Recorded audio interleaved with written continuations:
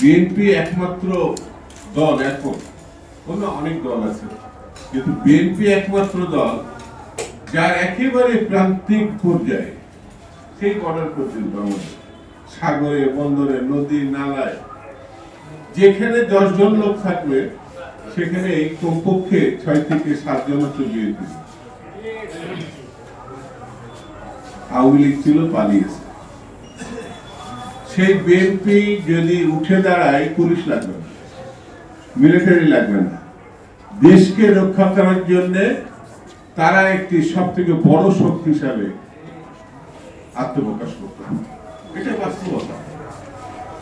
সেই জন্য বিএনপিকে ঠেকানোর জন্য নানান ওজোর আপত্তি, নানান দাবি, নানান ঘটনা সামনে আনা। আমি অন্য কোনো দলকে সমালোচনা করছি না, শুধু এতটুকু বলছি, 71-এ যে ভুলটা আপনারা করেছেন তার সংশোধনের একটি পথ আছে সামনে। যদি এখনো পর্যন্ত আপনারা ক্ষমা চাননি, ক্ষমাটা চান আর নির্বাচনে অংশগ্রহণ করেন, তাহলে অতীতের ভুলটা কিছু হলেও মুছে নেওয়ার সম্ভাবনা দেখা যাবে। আর যদি নির্বাচনের নামে, প্রতিরোধের নামে রাস্তায় নামার চিন্তা করেন, তাহলে পরে আপনাদের ভুল দ্বিগুণ হিসেবে দেখা দেবে।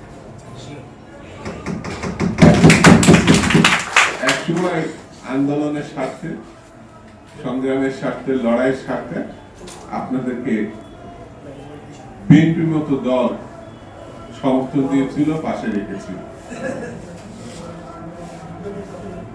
কিছুটা হলো আপনাদের সেই সময় গণমানুষের কাছাকাছি হওয়ার সুযোগ পেয়েছে।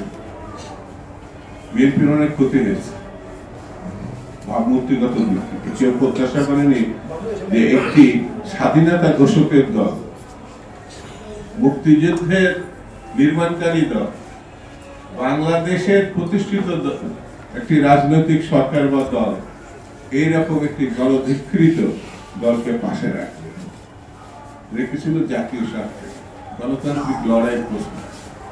সেটি আপনারা মনে রাখলে ভালো হবে, আপনাদের জন্য, দেশের জন্য, মানুষের জন্য।